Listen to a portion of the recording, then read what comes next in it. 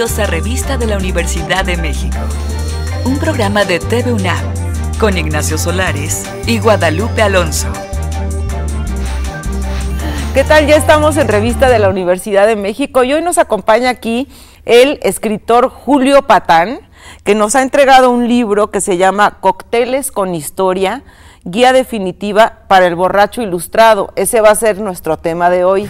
El libro es una edición de Editorial Planeta y nos da mucho gusto que esté aquí Julio. Nacho. No, hombre, imagínate, si lo que pasa es que deberíamos de brindar por su presencia. Deberíamos. Y por el libro, que yo no tengo duda, de veras, te lo digo porque, bueno, naturalmente me lo bebí así de una sentada. Es un libro que hay pues que beberse, yo creo ¿verdad? que es el libro, por lo menos que yo he leído, más exhaustivo, más a fondo, más profundo, en el sentido etílico del término, sí, pero en el sentido también de investigación. Con Julio yo leí hace poco un libro que me encanta, es algo de la historia de la izquierda mexicana. Sí, el libro negro de la izquierda mexicana. Ese es una maravilla. Entonces tienes el don de ser un estupendo periodista y además un estupendo escritor, entonces pues esa combinación.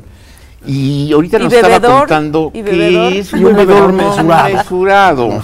mesurado. Espero que no nos oigan algunos amigos comunes porque los vamos a frustrar y van a pagar. Y nos van a desheredar. Nos van a desheredar, pero bueno, yo sí creo verdaderamente que pues una de las claves de este libro es la frase que dice William Faulkner: la civilización empieza con la destilación. Exactamente. Cuéntanos un poco cómo surgió tu idea, por qué, las razones periodísticas, etílicas, filosóficas que te llevaron a hacer una investigación que me imagino que te llevó un ratito. Llevó un rato. Fíjate que yo creo que, esto lo he dicho varias veces últimamente, pero yo creo que en México tenemos una muy mala cultura los escritores en términos de nuestras relaciones con los editores. Es decir, hay demasiados tics entre los escritores mexicanos de confrontar al editor, es decir, como si el editor fuera una especie de enemigo de la creatividad, un tipo que te coarta, que te determina, y etcétera. Yo creo, en una tradición más norteamericana, que deberíamos saber apreciar a nuestros editores, que además hay unos cuantos grandes editores de libros en México, ¿no? Ese es el caso de mi editor en Planeta, que es Gabriel Sandoval. Gabriel Sandoval es uno de esos editores que es un motor para los escritores, es decir, que siempre tiene ideas, sugerencias, propuestas, siempre está dialogando, te manda un mensaje, te llama por teléfono, te manda un mail, te propone otra cosa y otra, y te pone a trabajar, ¿no? Y ahora me puso a trabajar. Él me llamó y me dijo, todo eso derivado desde luego de muchas conversaciones entre él y yo. Él también le gusta el alcohol, pues como las que hemos tenido tú y yo, es decir, entre el alcohol y lo que llamamos la cultura, ¿no? Claro. Me dijo, oye, ¿por qué no hacemos un libro de entrecruzamientos, digamos, del alcohol con la cultura, con la literatura, con el cine, incluso con la televisión, con las artes plásticas, con la música, ¿no? Así, como muy ampliamente. Dice, pero que el eje, digamos, del libro sea el alcohol, es decir, el trago. Y dije, pues, me gusta la idea, aterricémosla. Originalmente este libro lo íbamos a hacer entre Nicolás Alvarado y yo. Nicolás, que es mi amigo y además es mi compañero de programa de Foro TV desde hace mucho tiempo, ¿no? Y hemos publicado algunas cosas juntos. Estuvimos en un par de juntas en donde se tienen que tener juntas así, que es en un bar, en el bar Limantur de Polanco. Pero Nicolás al final tiene una agenda muy complicada, Nicolás, de verdad, muy saturada. No se sintió en condiciones de escribir el libro en ese momento y se bajó del caballo. Y Gabriel me dijo, pues síguete. Y dije, pues me sigo, ¿no? Entonces, oye, Julio, ¿de dónde te nutriste para hacer toda tu investigación? Pues mira, ese es un punto importante. Este es un libro que en alguna medida está preescrito, por decirlo así. Si yo le digo a Nacho, oye Nacho, échate un libro sobre alcoholes y cultura. Yo estoy delirium tremens. Claro, exactamente. ¿No? Bueno, y ese es el opuesto. Y además has escrito sobre, exactamente, y además has escrito sobre la cerveza y en fin, ¿no? Sí. Pero si yo le pido a Nacho que escriba este libro, inmediatamente en la cabeza de Nacho, que es un hombre de enorme cultura, un lector, un hombre aficionado al cine, etcétera, etcétera, etcétera, van a empezar a surgir anécdotas. Ay, pues me acuerdo de José Revueltas, tomándose unos tequilas en no sé dónde. Me acuerdo de Efraín Huerta, tal. Me acuerdo de... ¿No? Sí. Es decir, también es la vida que tenemos nosotros, es nuestro universo de intereses. Sí, bueno, pero también no puede ser un libro exhaustivo porque no terminas nunca, ¿no? Entonces, ¿cómo haces una selección de todo eso? Bueno, ahí es donde ya entré yo. Es decir, los alcoholes seleccionados, porque también muchos se quedaron fuera, ¿no? Los personajes retratados, las historias contadas, todo eso sí ya fui yo, digamos. Dejamos fuera muchas cosas, ¿eh? El anís. El anís, que es una bebida bueno, el anís tiene aquí tremenda, su capítulo tiene especial. No, perdón, el rompope. ¿no? El rompope, por ejemplo, el pulque lo dejé voluntariamente fuera, ¿no? Yo, perdón, aquí sí soy políticamente incorrecto. A mí el pulque me parece intomable. Sí, decir, bueno, pero lo mencionas, ¿no? En el libro. Lo menciono, lo rozo, digamos, sí, pero no me meto a fondo. Y así algunas otras bebidas, ¿no? Ahora, también es un libro que requirió una investigación. Es decir, tienes que repasar tus libros de vino y de whiskies y de ginebras y ver si fulanito de tal escribió en qué página y etcétera, etcétera. Sí. Es decir, y luego se vuelve un poco un libro colectivo.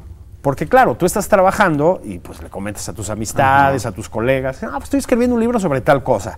Y todo mundo tiene un puñado de anécdotas, de referencias, de guiños que te recuerdan, ¿no? Es decir, oye, no, pues no se te puede olvidar que en tal película de John Huston pasa tal cosa, ¿no? Bueno, pues la literatura siempre es conversación sobre todo, ¿no? Totalmente. También. Entonces, a mí me gusta decir que es un libro, primero es un libro de editor, es decir, es un libro que salió de la cabeza de un editor, en primer término.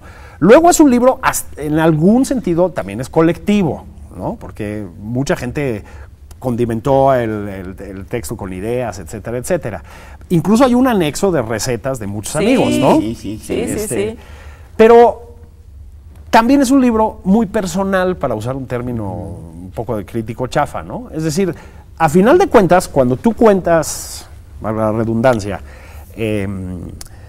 tus lecturas, las películas que te han marcado, las series de televisión que te gustan, la música que recuerdas y los tragos que te gustan o que no te gustan, estás haciendo casi un poco una memoria, una autobiografía, ¿no? Es como una radiografía de ti mismo. Entonces, oye, ese es el origen del libro. Al final tienes esta página en donde recomiendas los vasos y copas en las que se debe de tomar cierta bebida. Totalmente. ¿No? ¿Es importante eso? Muchísimo, muchísimo. Imagínate tomar un vaso de plástico el whisky. No, pero vaya. No te puedes servir no se pueden cometer ciertos pecados. No te puedes servir un martini, digamos, en un vaso jaibolero. Una copa coñaquera. No, mira, yo creo que el universo del alcohol, como el de la comida, por ejemplo, debe ser muy libre, ¿no? Y hay que también tratar de evitar no solo los autoritarismos, digamos, en términos de lo que se debe beber y cómo, sino el esnobismo también, ¿no? Que a veces caemos en esas cosas con demasiada frecuencia. Pero, dicho esto, sí hay, en la larga relación de la humanidad y particularmente de Occidente con el alcohol, pues hay cosas que hemos aprendido, la religión, ¿no? Claro, la Biblia. Pero no, es impresionante. Es impresionante. Bueno, el Nuevo Testamento está rociado con el vino de Jesús. Exactamente. Y al final hasta lo consagra. Hasta lo consagra. Es decir, está literalmente y también metafóricamente en nuestras venas el alcohol desde que somos Occidente. Pues aquí tienes una cita de Robert Burns que dice, no hay tribu sin alcohol. No hay tribu sin alcohol. Es el cohesionador, digamos, ¿no? Por eso una religión como el Islam tuvo que prohibirlo dramáticamente, es decir, para inventarse otra forma de cohesión y de control, creo yo, ¿no? Sí. Una muy dolorosa, me parece a mí, ¿no? Pero, insisto, es un libro entre colectivo e individual y en el que todos aportamos un poco este tipo de nociones, ¿no? Ahora, sí hay cosas que yo recomiendo a la gente que intente, es decir, el whisky, como dice Nacho, pues mira, se sirve en un vaso old fashion, ¿sabes?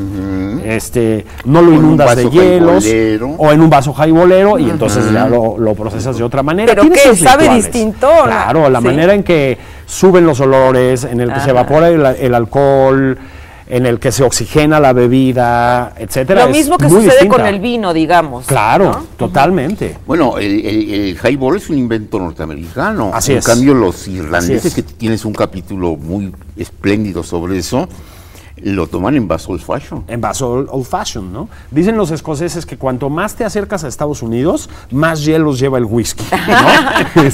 Y es un poco cierto. Es decir, la manera americana de tomar el whisky pues, es con vasos bien cargados de hielo. Ajá. Que yo creo, ya si nos ponemos pues un poco pretenciosos tal vez, yo creo que por ejemplo al whisky de Centeno, que es un whisky muy, es un whisky norteamericano, le funciona bien la abundancia de hielos, creo.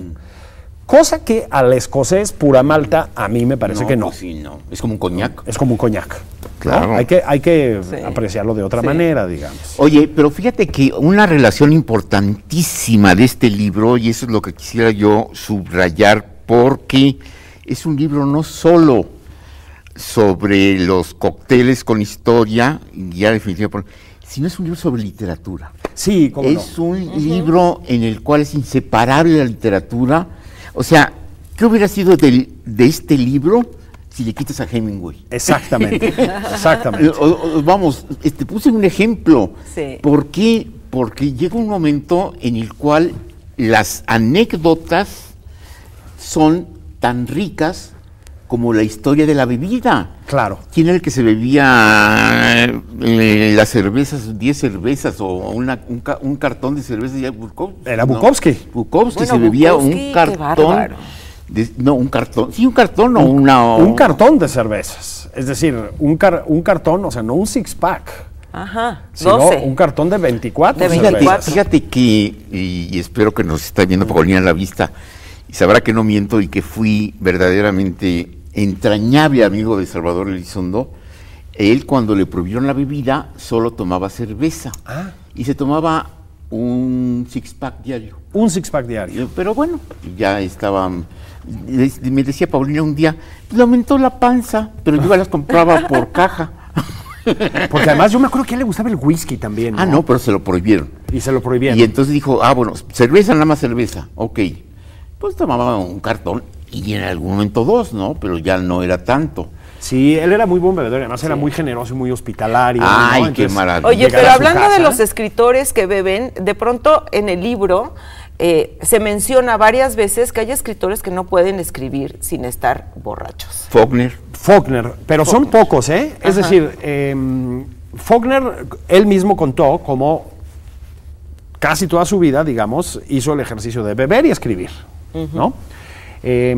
También dijo que la mayor parte de ese material lo tiraba a la basura al día Ajá. siguiente. Es decir, escribir, hombre, puedes escribir y tomarte un par de whiskies mientras escribes, ¿no? Pero escribir en estado de ebriedad, yo creo que es casi imposible, es decir, es muy excepcional.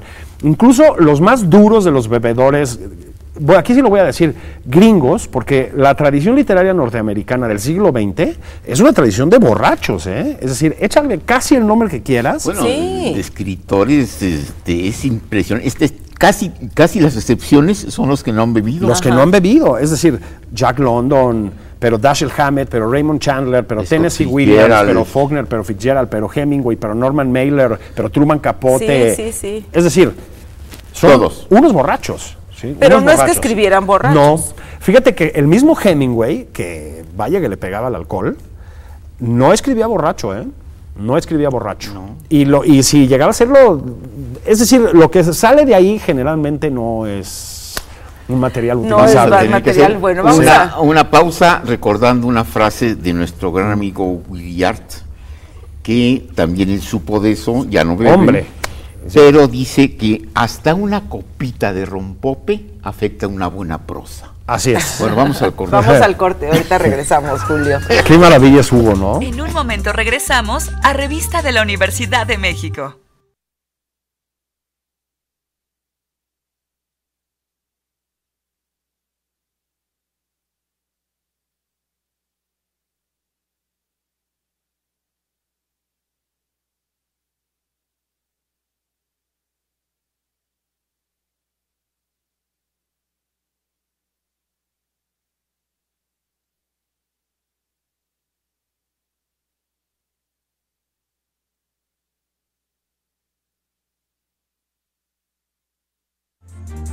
Estamos de regreso con más de Revista de la Universidad de México.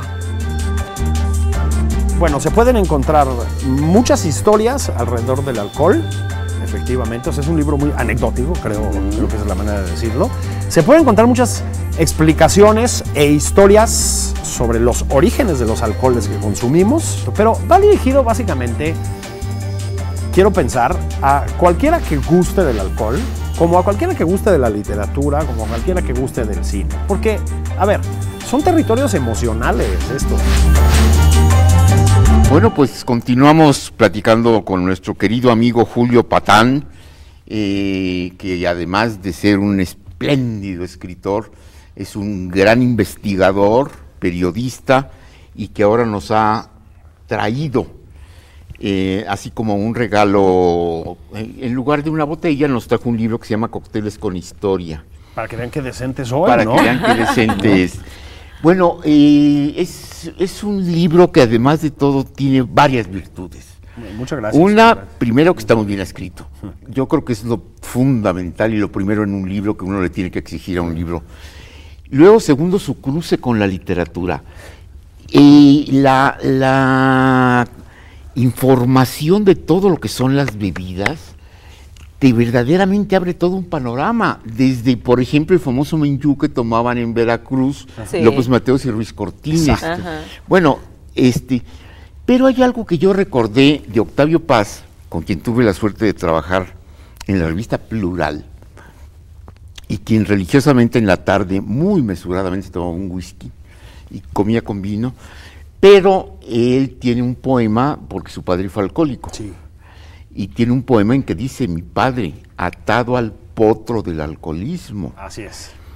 Y sin embargo, él siempre fue un gran defensor del alcohol, del vino, y decía algo que me parece muy importante para tomarlo en cuenta y que viene muy a cuento para lo que estamos diciendo de lo religioso y de lo que significa la cultura occidental.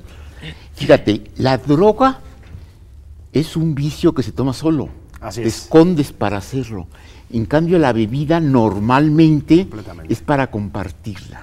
Fíjate que aquí tal vez haya que entrar a un tema muy relacionado y no con este libro, que es lo que yo llamaría la parte oscura del alcohol, que la tiene. Es decir, tú has escrito Delirium. estupendamente además sobre eso, como nuestro amigo Hugo Iriart, que tiene Vivir y Beber, que es un librazo.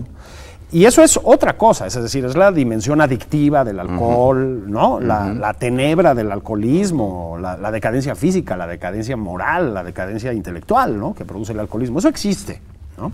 Eso existe. Aún este libro no quiso meterse en ese aspecto del alcohol, digamos, ¿no? Porque el alcohol tiene otro aspecto, que es el que yo trato de reflejar aquí, que es lo luminoso, lo gozoso, lo alegre, lo social, Lo sabroso lo fraternal, ¿no? Eso también lo tiene el alcohol. Bueno. Yo, digan lo que digan, yo soy un partidario de la despenalización de las drogas y todo, pero digan lo que digan los grandes promotores de otro tipo de sustancias, piensa en la cocaína, piensa en la heroína, esas son sustancias que no tienen ese aspecto luminoso. Es decir, tienen aspectos muy atractivos, ¿sí? Pero el enganche con esas sustancias casi invariablemente es terrible, digámoslo así, ¿no? Hay maneras de convivir con el alcohol toda la vida, incluso de manera cotidiana, como Octavio Paz, muy felices y tener una vida productiva. Es más, incluso alcohólicos fuertes han tenido una vida productiva y una obra literaria excepcional, como Pues acabamos de aquí mencionar. también mencionas que el alcohol es un detonante de los procesos creativos. Bueno, sí, pero ahí sí no solo el alcohol, ¿no? Es decir, todo... Sí, bueno, pero yo creo hablando que del alcohol. particularmente el alcohol, pero también hay que decir que lo que se llama el estado alterado de conciencia, bueno, a ver, también está incrustado en la civilización occidental y en la parte artística de la civilización occidental y en la religiosa y en la bélica, incluso, y en la amorosa desde siempre, ¿no? Y también es una de las sustancias de las que se escribe la literatura, es decir, Malcolm Lowry, es decir, Thomas de Quincy, claro, ¿no? Claro. Es decir, eso está ahí. Sí. Oye, ¿y mujeres? Bueno, No, eso... tú mencionas a esta Parker. A Dorothy Parker. A Dorothy Parker. Entre y varias Elizabeth otras, Taylor, ¿no? En el Elizabeth capítulo. Taylor bebía muchísimo. Fran Lebowitz, que es una muy simpática escritora norteamericana, bebió mucho en sus días, etcétera. Bueno, yo Marguerite Duras. Marguerite Marguerite Duras, que también Duras, le sí. bebía. Pero bueno, sí, esa estuvo muriéndose. muriéndose. Que además es raro, ¿no? Porque creo que hay menos propensión al alcoholismo entre los franceses que entre los americanos, por Claro. ejemplo, ¿verdad? O entre los mexicanos. Ahora, es un libro que efectivamente tiene una carga de testosterona muy marcada, ¿sí? Sí. Y de masculinidad. Ahora, eso era el mundo también. Es un libro que nos remite muy claramente hacia el pasado, sobre todo hacia el pasado inmediato, pero es un libro que va al pasado y tristemente el pasado de nuestros países es un pasado machista. Es decir, las mujeres raramente tenían acceso Estaban a esos prohibidas mundos. a las cantinas, no Estaban podían entrar a no las podían entrar a las cantinas. Sí, cantinas. bueno, pero yo no me imagino a un par de mujeres diciendo, vamos a tomarnos una copa para arreglar tal negocio o para hablar de tal cosa. Los hombres O lo para hacen todo el chismear. tiempo. Sí, hoy en día creo que las mujeres lo hacen más. ¿Sí? Sí. Creo que eso también ha cambiado. Qué bueno que ha cambiado. Ajá. Es decir, porque además es que ¿por qué queremos estar entre machines metidos en la cantina? Es decir, ¿cuál es la necesidad, no? Claro. Podemos convivir todos. Y también lo digo por ahí en la entrada del libro, también hay como muchos clichés en torno al alcohol, y unos de ellos son clichés, digamos, de machín, ¿no? Ajá. Entonces, esa idea de que, por ejemplo, de que el cóctel tiene algo como femenino, Sí, lo cual sí, además sí. ya tiene una carga negativa que no tendría Aquí que tener, mencionamos ¿no? que hasta el vino blanco. Hasta el vino blanco, Ajá. ¿no? Y bueno, también lo digo en la entrada, o sea, que te invita a comer un comandante de la Policía Judicial Federal y ve, atrévete a pedir medias de seda, ¿me explico? Es decir, pues, o sea, todavía hay esos prejuicios, Sí. ¿no? Sí. Es decir, el mundo del alcohol se vincula también con la testosterona y con etcétera. Y voy a dar una prueba reciente y bastante graciosa a propósito, que es la publicidad de Tecate con Sylvester Stallone. Ajá. Esa en la que se aparece Sí. en contextos distintos y dice, te hace falta ver más bucks. ¿Se acuerdan? Que es una gran campaña, ¿eh? Muy, Sí. muy machista. Muy macha la Hay campaña, ¿no? una, naturalmente lo dice en broma, pero hay una frase de una película de Cantinflas que me encantó. Los machos a la cantina y las viejas a la cocina. Ay, qué barbaridad. Bueno, exacto, así de Es que si, grosero, ¿no? digo, si estás hablando de hace 50, 60, 70 años, era otro concepto. Totalmente. Yo creo que esta afortunada transformación queda muy bien retratada, porque mira, un personaje como Dorothy Parker es una de mis escritoras favoritas Ajá. de la vida, ¿eh? O sea, a mí me parece una poeta increíble y tiene un humor graciosísimo y una melancolía sonriente, digamos, excepcional, ¿no? Es una escritora fenomenal y además un gran personaje. Y ella logró incrustarse en el mundo masculino de la literatura Ajá. americana de alguna manera, como otras mujeres, ¿no? Sí.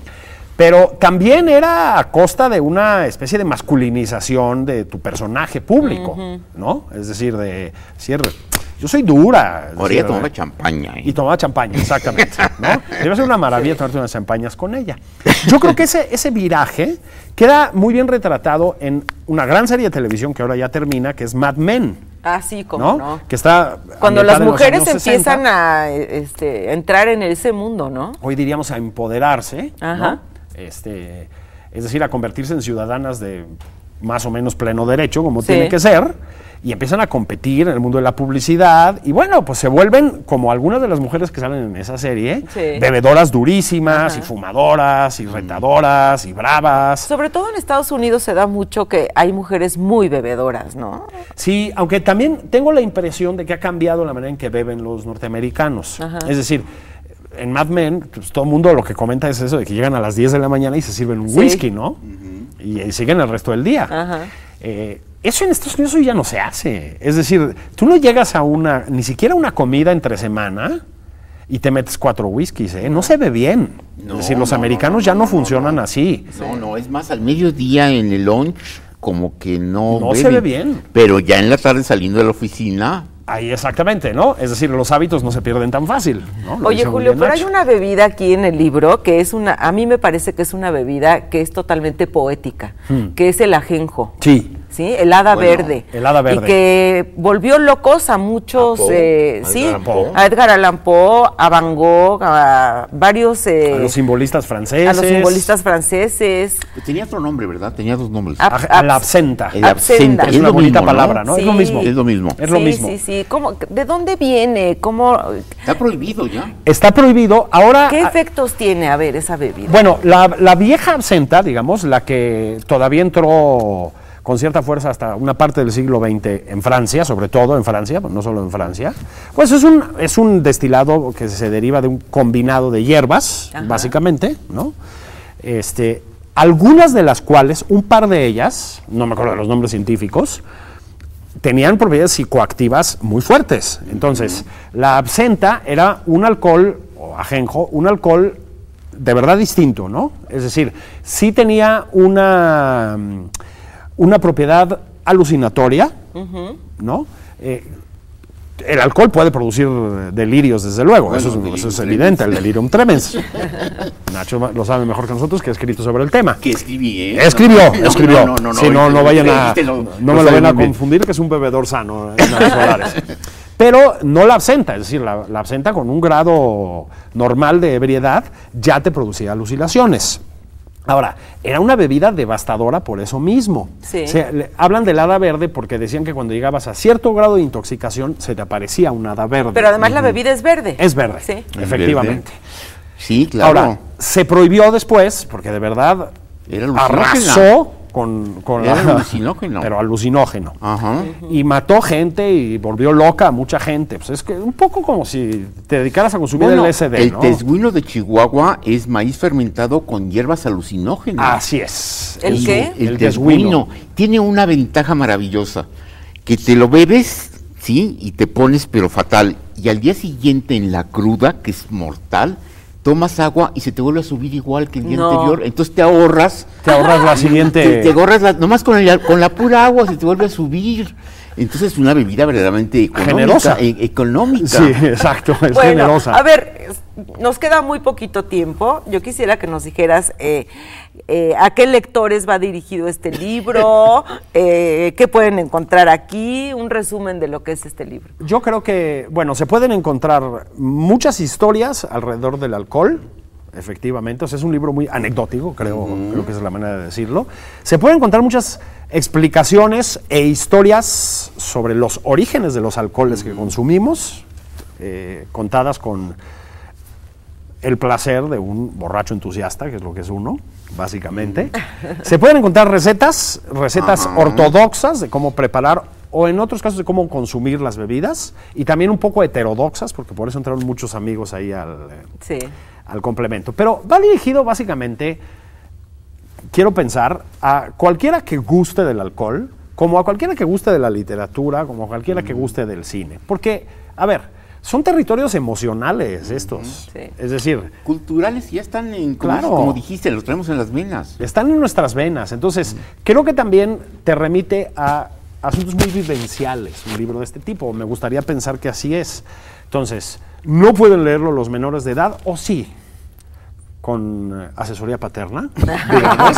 Es como cuando les das una copita de vino para que empiecen a saberlo. Exactamente. Cosa que en Estados Unidos no se puede hacer. A Porque en propósito, Estados te Unidos- meten a la cárcel, ¿no? Por darle alcohol a un Muy menor bien. de edad. Julio, Oye, pues, pero nomás déjame a ver, sí. terminar con una frase que yo me da mucho orgullo, supuestamente, espero que no esté por allí.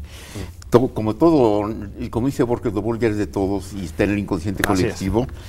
Yo pienso, por ejemplo, que el vino, que es algo que está hasta en la religión, como Sí. decíamos, yo pienso que hay un problema.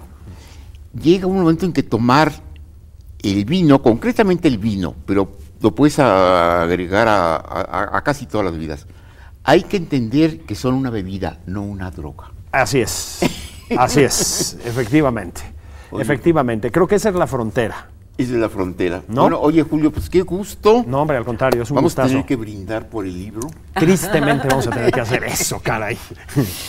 Bueno, gracias, Guadalupe. Muy bien, pues. Muchas gracias, de verdad. No, a Qué ti, gusto Julio, tener y esta bueno, creo conversación. que va a ser un libro muy interesante para todo el público. Muy leído. Además de lo que hablamos aquí en esta media hora, Y por lo, van a y por- encontrar y por muchos lo más pronto nuestro cosas. programa muy visto. Y nuestro programa va a ser muy visto, Julio. Eso esperamos. El alcohol tiene rating. Eso ya lo hemos aprendido. Así que les ¿verdad? recomendamos Cócteles con Historia, guía definitiva para el borracho ilustrado, Editorial Planeta. Nos vemos la próxima semana. Tenemos una cita la próxima semana en Revista de la Universidad de México.